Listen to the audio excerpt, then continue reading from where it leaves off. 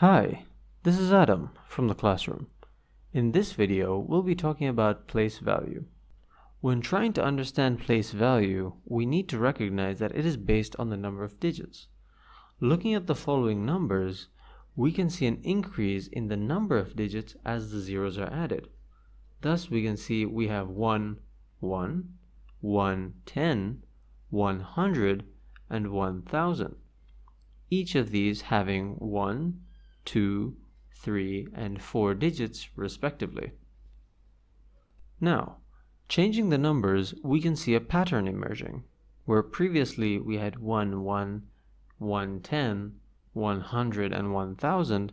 Now we have 1, 1, 2 tens, 3 hundreds, and 4 thousands, meaning there's 1 in the ones place of the first number. There's 2 in the tens place of the second number, there's 3 in the hundreds place of the third number, and there is 4 in the thousands place of the fourth number. Adding these 4 numbers together gives us a singular focus. We already know the place values of 4,321, as was previously mentioned. We can display this information as follows.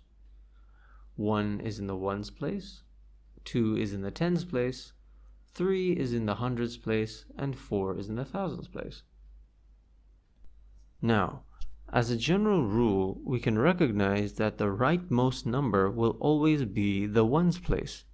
So with this number, we know the first 4 place values. After that, we can follow the pattern and find that the 8 is in the 10,000s place, 7 is in the 100,000s place, and 6 is in the millions place. Let's look at some questions to wrap your head around it. Look at the following numbers and note the place value of the underlined digit. Pause now and continue when you're ready. Alright, so for the first one, we know that the rightmost is always the ones place. So that means that 3 has to be the tens place, because that is what follows the 1. The next is a quick one. Since the rightmost is the ones place, the answer for 1, the underlined digit, is the ones place. For the last one, we find the ones place and work our way across.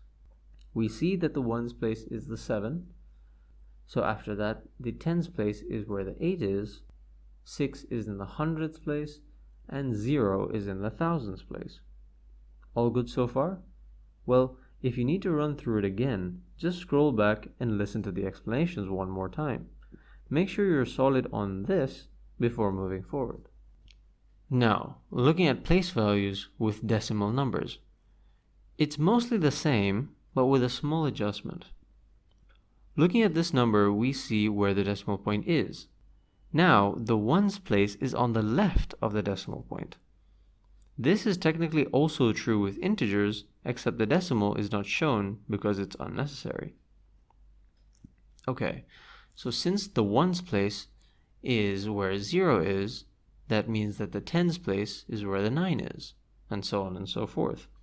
So we can identify the place values on the left, all as usual. What about the right side? It works similarly as to the left.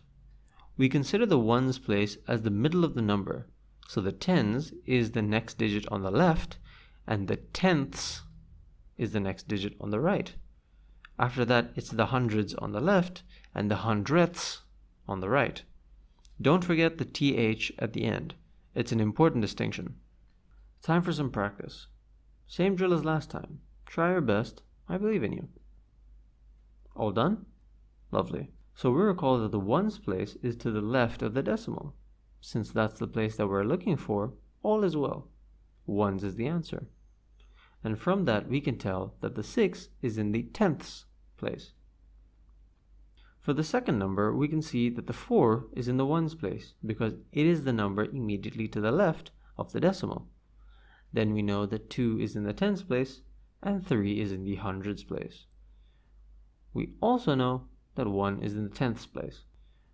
In the last one, we can tell that 2 is in the ones place because it is immediately to the left of the decimal. Then moving right, we know that 5 is in the tenths place, and then 1 is in the hundredths place. The notes for this one are a useful thing to hold on to when you're practicing. A printer-friendly image of this is available in the Patreon link in the description, completely free of charge. It's important to remember that the ones place is the middle of the number, and realize that it goes 10, 100, 1,000, and so on to the left, tenths, hundredths, thousandths, and so on to the right. The th on the right side, no th on the left side.